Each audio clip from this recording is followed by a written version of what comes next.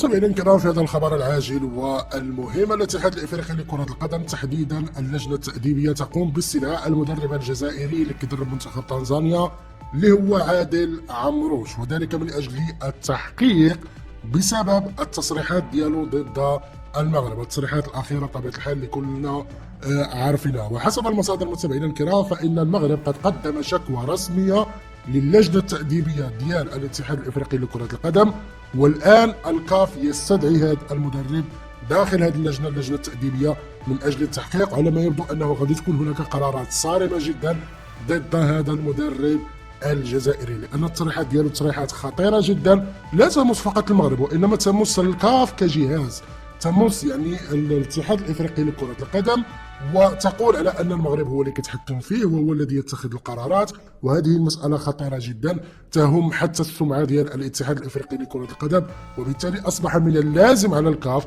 على انه يطبق عقوبات. وعلى ما يبدو ان اللجنه التاديبيه ديال الكاف سوف تتخذ عقوبات ضد هذا المدرب الجزائري. وليس هذا فحسب متابعينا الكرام، فيوم امس كذلك كان خرج بيان ديال الاتحاد التنزاني لكره القدم يتبرأ فيه من التصريحات ديال المدرب الجزائري عادل عمروش، بل اكثر من ذلك قالوا حتى هما غادي يتخذوا اجراءات ضد هذه التصريحات المتهوره والمستفزه حسب التصريحات ديالهم. ما يعني متابعينا الكرام على انهم في الغالب سوف يقومون بطرد هذا المدرب الجزائري من تدريب منتخب تنزانيا مباشرة بعد ما يسالي على ما اظن كأس افريقيا. فهذا ما جنى على نفسه هذا المدرب المغفل اللي براس ما يلعب كرة القدم ويهتم بالمجال ديالو، مشى كيتبع البروباغندا ديال النظام الجزائري، وسير دابا عيط للنظام الجزائري يعتقك من هذه الورطة اللي انت دخلتي راسك فيها بسبب الحماقات وبسبب البروباغندا التافهه ديال النظام ديالك اللي بغيتي تتبعها، والان انت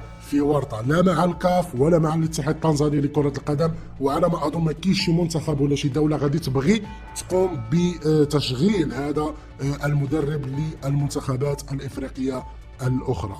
متابعينا الكرام، راكم في فيديو قادم.